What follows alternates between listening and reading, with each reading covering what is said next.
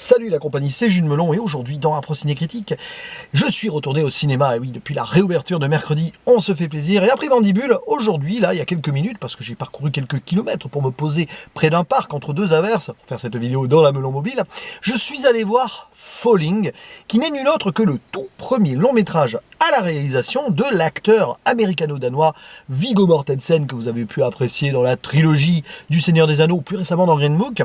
Et ici, donc, il s'occupe de la réal, mais aussi du scénario et de la musique, et il joue dedans le rôle principal, avec à ses côtés un vieil acteur désormais qui joue son père, Lance Henriksen, que vous avez pu apprécier notamment dans Alien. Et oui, il y a également Terry Chen qui joue son petit ami. On va y revenir parce que c'est une des thématiques du film.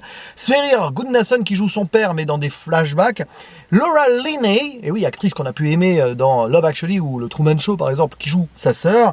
Et citons aussi la présence de David Cronenberg qui est là et qui joue un proctologue.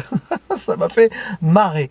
Bref. Alors, quelle est l'histoire de ce Falling qui est un drame familial, un métrage qui devait sortir d'ailleurs en novembre dernier, à peu près, autour des élections américaines. Et là, on voit aussi pourquoi ça aurait dû sortir à cette époque-là. Il aurait dû aussi être au Festival de Cannes de l'année dernière. Bon, bref, l'histoire d'un fils qui a 50, 60 ans, la cinquantaine, on va dire, Viggo Mortensen, qui doit aller s'occuper de son père, ramène son père chez lui en Californie, le sort de sa ferme, voilà, on ne sait pas trop où, mais quelque part dans le sud, Midwest des États-Unis sûrement, parce que le papa, qui doit avoir pas loin de 80 ans, commence à être atteint de démence. Voilà, il n'a pas Alzheimer, c'est juste qu'il a du mal à reconnaître des choses et puis il est assez grossier, mais on va se rendre compte que c'est quand même la caractéristique du personnage, même d'avant qu'il soit dans cet état-là.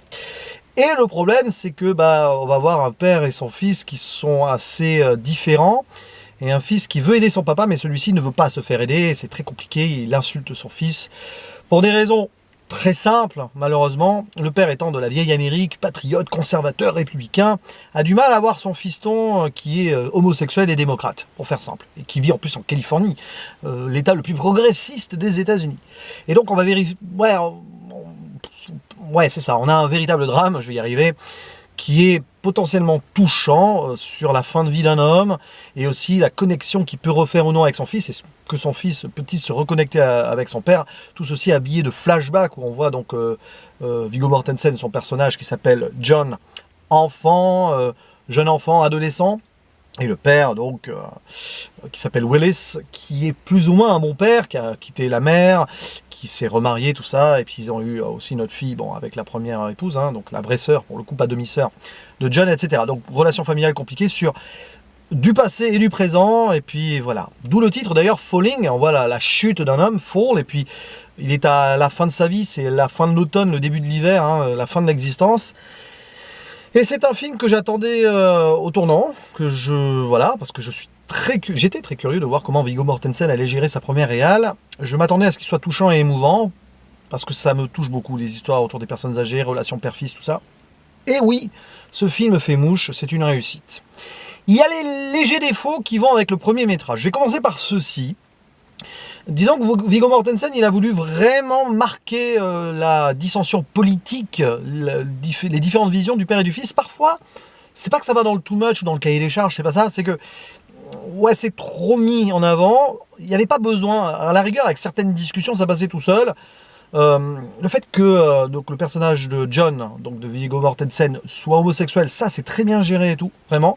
Mais après voilà, par exemple, on voit à un moment une photo d'Obama, tout ça, on insiste bien sur des trucs. Et la personne âgée, le père, c'est logique, il est en mode un peu démence, il insiste sur certaines choses, mais parfois ça va un peu too much. C'est à la limite du comic relief par moment, notamment quand il y a tous ces délires autour de la scatophilie, j'allais dire, bon, quand même pas, mais bon, il y a un proctologue à un moment, voilà, il a besoin d'aller aux toilettes souvent, parce qu'il est pas bien, et ça tourne beaucoup autour de ça, quand même, bon, mais à part ces petits défauts, donc ça, à la rigueur, où le drame tourne dans le comic relief, involontaire ou pas, je ne sais pas, c'est peut-être pour dédramatiser la situation aussi, voir des tranches de famille et tout, et le côté surligné, trop surligné, trop souligné des références politiques des deux différences, voilà, le démocrate progressiste et le républicain conservateur old school, etc., qui a des propos racistes, homophobes pendant tout le film, très peu tolérant.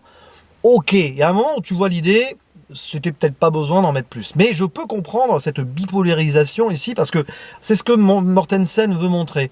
La polarisation, on va dire, extrême des États-Unis, et il a voulu sortir son film. Enfin, c'était prévu qu'il sorte autour des élections Trump versus Biden. C'est un peu ça. Donc du coup, là, ça fait un petit peu décalé quelques mois après, mais bon, hein, situation Covid oblige. Et voilà, donc, oui, Mortensen a fait ici un film politique. C'est un gars qui est plus démocrate, ça se sent, il n'y a pas de souci. Et ouais, des fois, c'est un peu trop. Mais c'est normal, c'est un premier film. Des fois, on a du mal à gérer certains effets à ce niveau-là.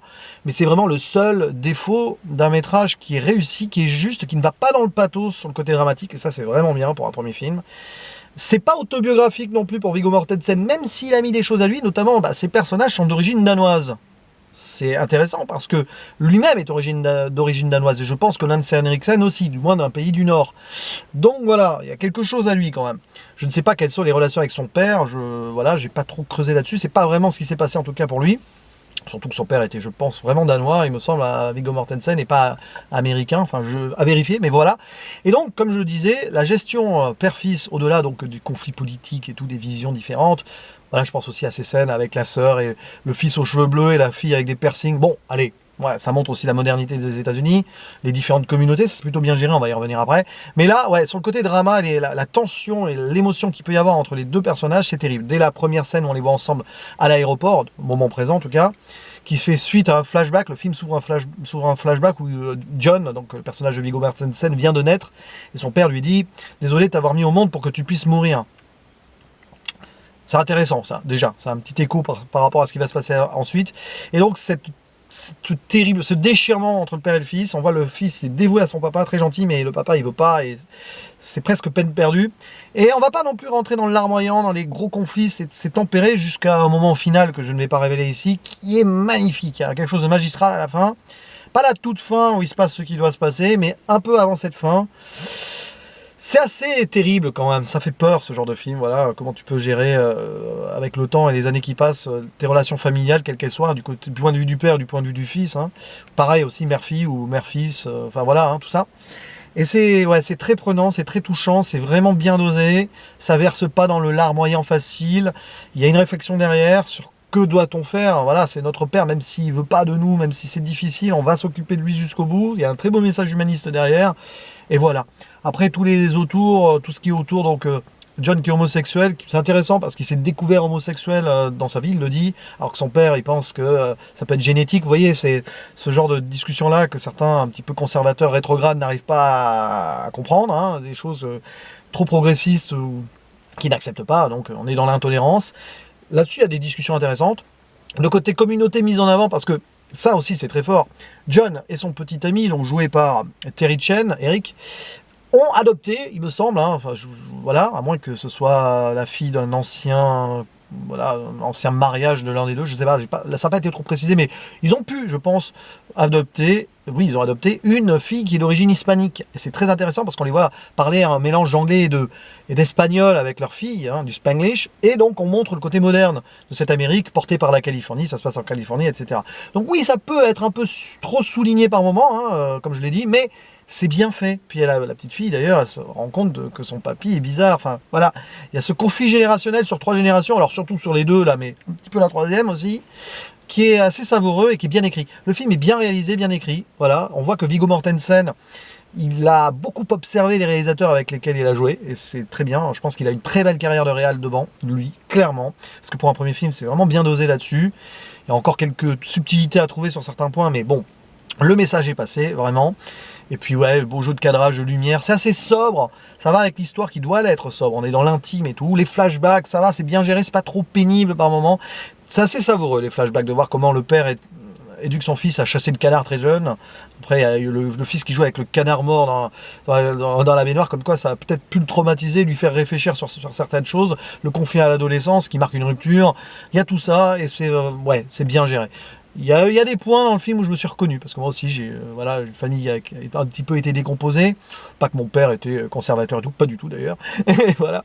Mais donc voilà, il y a des petits points comme ça sur certains conflits, voilà, on se reconnaît un petit peu toujours dans ce genre de film-là, quand on y réfléchit bien.